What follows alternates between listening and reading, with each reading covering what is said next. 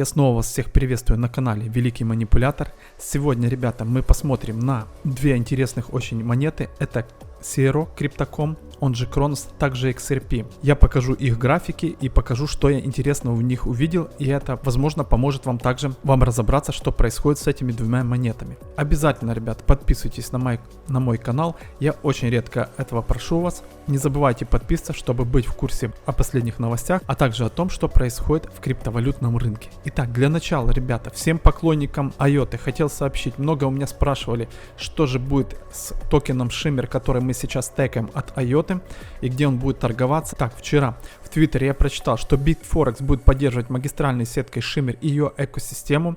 Итак, что нам здесь предлагают? Уважаемые пользователи Bitforex, Shimmer будет запущен в конце сентября. Чтобы ответить на запросы сообщества, Bitforex поддержит магистральную сетку Shimmer и ее экосистему. Bitforex перечислит Shimmer и проекты, построенные на сети Shimmer, для выявления рынка в ближайшем будущем. Пожалуйста, следите за нашими официальными объявлениями. Итак, ребята, о чем я хочу сказать, что по всей видимости криптобиржа Bitforex, либо площадка Bitforex, как угодно можете ее называть, именно торговая площадка, планирует поддерживать токен Shimmer, поэтому мы сразу начинаем на ней регистрироваться и ожидать, что же будет в дальнейшем происходить. Возможно, Shimmer будет там как раз торговаться в первую очередь. Так что 28 сентября, ребята, возможно, начнутся какие-то торги, возможно же нет. Посмотрим, что будем в будущем, но хотя бы есть какое-то уже просветление по данной теме, что мы можем, возможно, продавать свои токены Shimmer на торговой площадке Bitforex.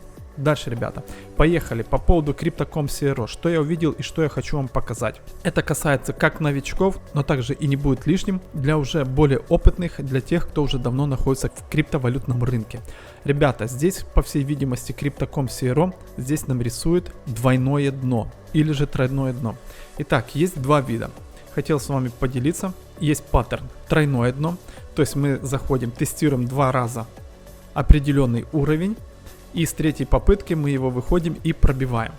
Также есть двойное дно. На данный момент я буду рассматривать двойное дно, ребята. Можете также для себя происследовать, что такое двойное дно и как оно формируется. И чтобы вы понимали, что это не просто буковка V, которую большинство блогеров хотят нарисовать и показать, что мы уже to the moon, мы уже куда-то летим и тому подобное. Есть определенные сегменты, которые должны показывать, что же такое двойное дно. Итак, вкратце. Во-первых, это должен быть перед этим нисходящий тренд. Он у нас есть.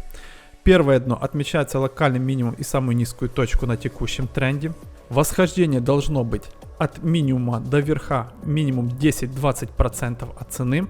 Второе дно образуется после восхождения и обычно сопровождается, запомните раз навсегда, низким объемом торгов. Третье, рост цены после второго дна должен сопровождаться повышением объемов торгов, пересечение линий сопротивлений и целевая цена. Итак, ребята, что я заметил на данном графике именно на Crypto.com CRO? У нас есть определенное движение вниз, полностью глобальное. У нас есть первый локальный минимум, который мы здесь имели. У нас есть восходящий тренд, который длится, который должен быть минимум 10%, 10-20%. Если мы возьмем даже от тела свечи и дойдем до вершины свечи, мы видим, что получили 42%. Также у нас должно сформироваться второе дно. Оно должно примерно быть на уровне первого дна. Время от первого до второго дна, ребята, еще хочу заметить, должно быть минимум 1 месяц. Итак, если мы посмотрим по времени, здесь мы видим, что мы находимся уже примерно около 3 месяцев, даже немножко больше. И что самое примечательное, возле второго дна объемы должны быть намного меньше, чем возле первого. Итак, включаем объемы, и что мы здесь можем увидеть? Если мы глобально вот так посмотрим на данный график, мы видим, что возле первого дна объемы намного больше были, чем возле второго дна. И когда мы будем здесь разворачиваться и уходить вверх, объемы здесь должны постепенно увеличиваться.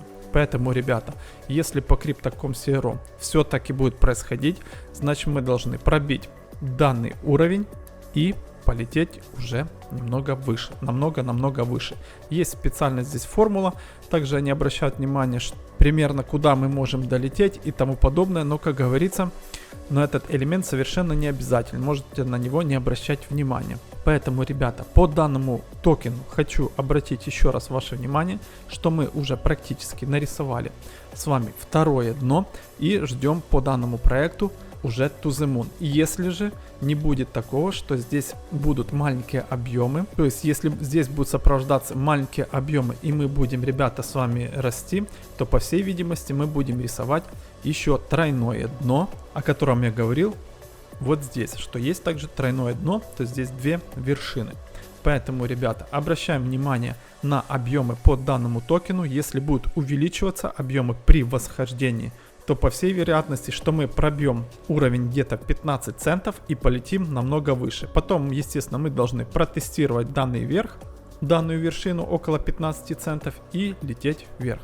То есть вот такой план на ближайшие практически несколько месяцев по данному продукту, ребята. Так что смотрите также, изучайте, какие есть паттерны, какие есть дно, чем оно должно сопровождаться, потому что я заметил, очень многие блогеры, ребята, рисуют просто двойное дно, а сути под этим просто никакой практически нету. Поэтому исследуйте, почему двойное дно должно быть, почему тройное дно, при каких обстоятельствах и тому подобное. На данный момент я вижу, что есть двойное дно. Если мы, ребята, действительно, как я сказал, будем здесь рисовать огромные объемы, то по всей вероятности мы пробьем уровень около 15 центов. Давайте сейчас это все уберем. Так, все это, ребята, я убрал. Что еще я хотел вам рассказать? Если мы перевернем данный график, давайте его посмотрим, то мы также можем увидеть, что мы рисуем что? Совершенно верно, двойную вершину. После нее обычно у нас идут определенные коррекции. То есть так же самое, как я и говорил, что если мы пойдем вниз и скорректируемся до данного уровня, мы снова дальше можем пойти вниз.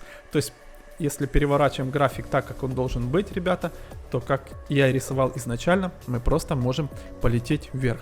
Поэтому, ребята, присматривайтесь к данной монете. Если вы еще ее не закупили, смотрите, что у нее сейчас цена очень классная, 10 центов, при том, что у нее хай был около $1 в прошлом бычьем забеге. В следующем бычьем забеге может быть цена намного и намного выше.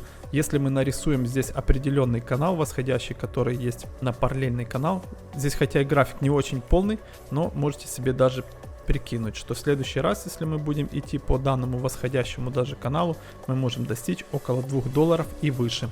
Я ожидаю данный продукт в районе $2-3, мне будет вполне достаточно, чтобы его зафиксировать, даже если мы дойдем до уровня в $1.